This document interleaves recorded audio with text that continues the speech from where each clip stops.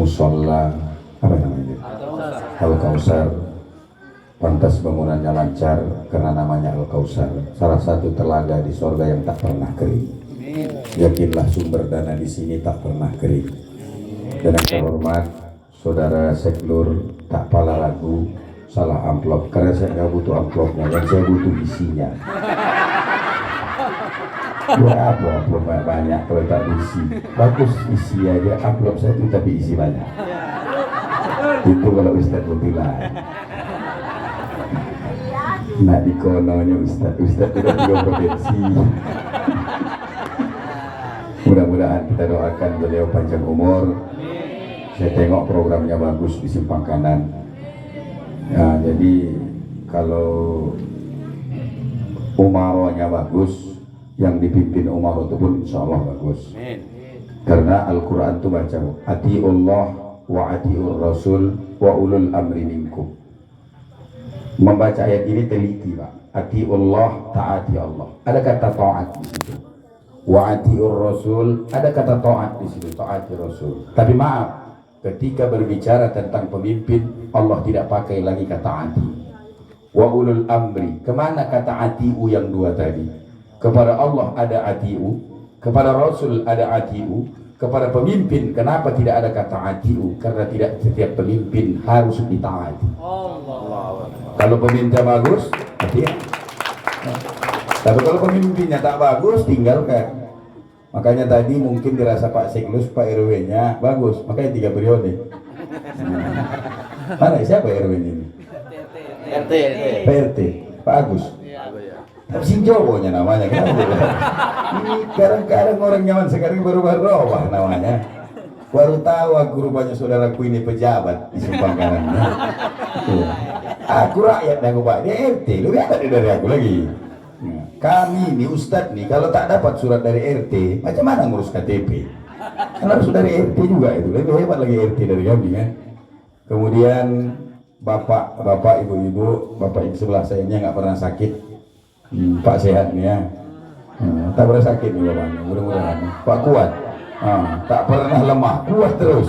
Makanya yakin musola ini kalau ada bangunan menyeberang aja kuat tanahnya ini. Nah, di sini kuat ada, sehat di seberang, lengkap Simpang Kanan nih kan. Bapak Ibu rahimakumullah, anak-anakku yang dimuliakan Allah, sabar ya. Sudah ada dituliskan Allah namamu dalam bungkusan itu. Apakah kau dapat nanti yang dimasak mamakmu tadi atau tidak? Allahu a'lam. Sebab ini saya tengok udah jadi satu ini kan. Mana yang ayam, mana yang ikan asin, mana yang ayam potong, ayam kampung, itu jadi satu. Pejamkan saja matamu, bismillahirrahmanirrahim, ambil. Kalau ternyata yang dimasak mamakmu dapatmu, karena orang lu kalau punggahan ini kadang-kadang, aku pengalaman, asal bontotku diperebutkan orang di masjid, giliran Ustaz tak mungkin ikut rebutan. Begitu ku buka, Allahu Akbar, ku makan juga lah, ku intip juga lah rantangku pinggir, ku juga lah. Tapi ikhlaskan aja lah, inilah gunanya kita berkumpul begini, makan bersama. Jangan nilai makannya, nilailah ukhuwah Islamiyahnya. Jadi Bapak datang kemari, kullu masjid asyra hasanatin. Setiap langkah kaki kita saja sudah diberikan Allah 10 kebaikan. Yang paling jauh pahalanya di sini Pak Kuah. Oh ini ada lagi abang ini satu lagi nih. Bang Roman. Dari satu sana dia ya. Paling jauh sedikit Ustadz Tajus dan Ustadz Azmi. Paling jauh aku dari Padang datang kemari kan. Gara-gara mahal solar terpaksa naik bensin aku tadi. Kalau solar langka sekarang, harus naik bensin datang kemari. Alhamdulillah malam ini kita berkumpul di sini. Nuansanya kalau orang Jawa bilang punggahan. Kalau orang Jawa bilang punggahan. Kalau orang Melayu, orang kampung kami bilang tak ada istilahnya menyambut puasa. Yang ada di kami ini cuman bepanggil. Nah, dibikin nanti apa daun pandan, pakai bunga pinang, pakai daun jeruk, pakai serai direbus, dimandikan. Apakah itu sunnah? Tak ada dalil gitu. Tak ada dalil mengatakan satu hari mau Ramadan mandi itu hukumnya sunnah. Kalau mandi taubat baru. Mau Ramadan itu perlu jago Ustaz mandi taubat perlu. Cuman tak kubahas taubat nih, udah dibahas tadi oleh Pak Seknur. Tapi yakinlah amplop akan kubagi namun isi belum tentu. Nah itu kalau amplop tak masalah ya. Jam terbang Ustaz udah lain. Nah, tak bisa dikono loh. Bapak Ibu rahimakumullah. Nih Pak ya. Kalau berbicara Ramadan, tadi satu sudah disampaikan Pak Seklur. Kalau bisa camat awak nih macam Seklur nih lah. Tak cuma kata sambutan. Ini kadang dia udah tak mau sambutan yang disampaikan tak tentu arah. Sembayang tidak, aku tidak. Ini yang bahaya nih Pak. Makanya begini jangan hatimu. Tapi kalau pandai dia sedikit ceramah kan, tengok Rasulullah itu. Laqad kana lakum fi Rasulillah uswah. Nabi itu bukan ngasih contoh. Dia bukan menyampaikan contoh, dia jadi contoh. Sholat kamu kata Nabi, dia sholat. Sholat kamu kata Nabi, sholat dia. Itulah Nabi itu menjadi contoh. Kata Al-Quran, nikahi perempuan 2, 3, 4, bininya lebih dari 7. Itu makanya ibu, aku satu, adanya mama nih Pak ya. Aku satu yang tak suka bersama Muhammad. Kenapa? Bininya banyak. Itu pula yang dibahasnya. Yang baik dengan Muhammad itu tak diikutkan, yang buruk itu dibahasnya. Ini. Jadi kalau ibu mau baik, carilah Nabi yang baik. Siapa Nabi yang baik Ustaz? Nabi Adam Ustaz, istrinya satu betul, anaknya banyak. Enggak logo Ustaz tak bisa makan. Siapa yang bagus Ustaz? Nabi Nuh. Nabi Nuh itu istrinya durhaka. Nabi Lut istrinya durhaka. Yang baik Nabi Ibrahim, istrinya sabar. Ditinggalkannya di tengah-tengah padang pasir bertahun-tahun Pak. Sabar istrinya, Siti Hajar. Makanya kalau ibu mau ibu suami ibu macam Ibrahim. Tadi 2 bininya. Ibu itu semangat, maulah Ustaz kata dia. 2 bininya gue bilang, enggak lah kata dia. Bapak Ibu rahimakumullah. Ramadan ini pada intinya asal katanya 2 kata. Satu romdo, satu romid. Ada kata romdo, ada kata romid. Romdo apa artinya? Romdo ini akar katanya pun ada, armod. Bukan amod ya. Kalau amod itu orang sebelah gue ini, orang gue ini. Kalau armod dalam orang Arab, dia begini Pak. Hujan di Arab Saudi itu ada 2. Satu namanya mator, satu namanya armid atau romid kata orang Arab. Hujan yang mator itu hujan macam di negara kita ini, datang sebulan hilang. Datang sebulan hilang. Itu orang Arab sebut dengan nama mator. Tapi kalau hujan yang datang mengiringi habisnya musim kemarau, sekali tok datangnya Pak. Di Arab Saudi itu kan payah turun hujan. Kering tandus, bebatuan tandus di sana Pak. Jarang turun hujan. Sampingkan jarangnya turun hujan di Arab Saudi, pokok kayu yang hijau ini jadi kuning, tertutup abu. Hotel-hotel gedung bertingkat itu Pak, kotor dindingnya itu kuning. Gara-gara apa? Gara-gara abu berterbangan, saking lamanya hujan tak turun. Begitu nanti datang hujan, hujannya ini nggak deras. Sekilas saja datangnya Pak, tapi dengan izin Allah, hujan romid ini bisa menggugurkan abu-abu yang di pokok kayu, kayu yang tadinya kuning balik menjadi hijau, gedung yang tadinya kotor menjadi bersih, walaupun sekilas. Apa kaitannya Ustadz sama Ramadan? Kan itu pertanyaannya. Setahun berapa bulan? 12 bulan. Berapa bulan kita disuruh puasa? Cuman 1 bulan. Kalau yang 1 bulan ini bisa kita manfaatkan, dosa 11 bulan bisa terkikis gara-gara cuman 1 bulan. Itulah makna romid tadi itu.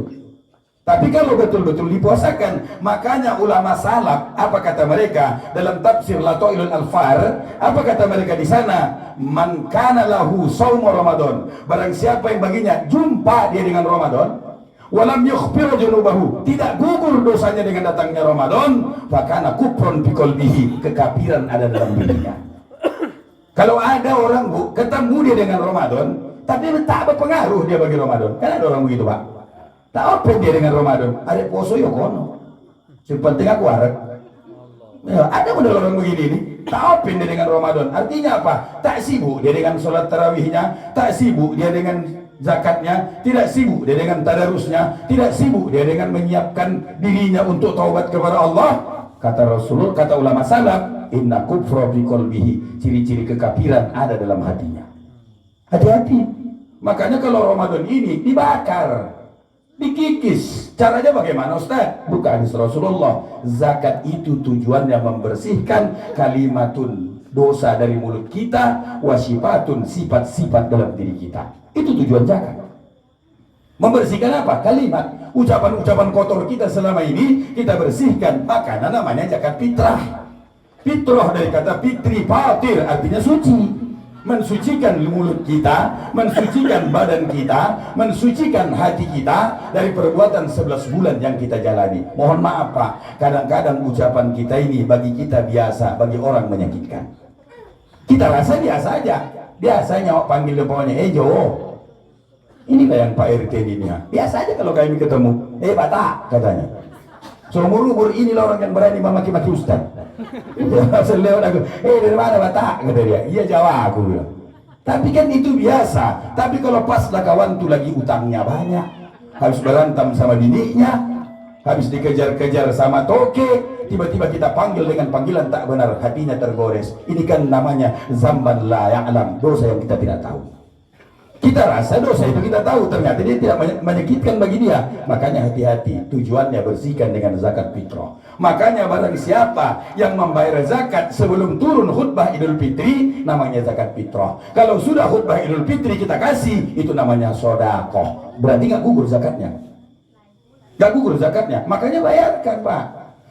Yang bagus, mohon maaf ya, bukan saya membela saudara kita Muhammadiyah. Tanya orang Muhammadiyah tuh Pak. Muhammadiyah seminggu Ramadan selesai cerita zakat. Orang Muhammadiyah gitu Pak, seminggu Ramadan selesai cerita zakat. Mau zakat mal, mau zakat fitrah, selesai bagi mereka. Awak ini kadang-kadang udah malam lebaran belum lagi bayar. Capek ambil musola itu menunggu-nunggu zakat.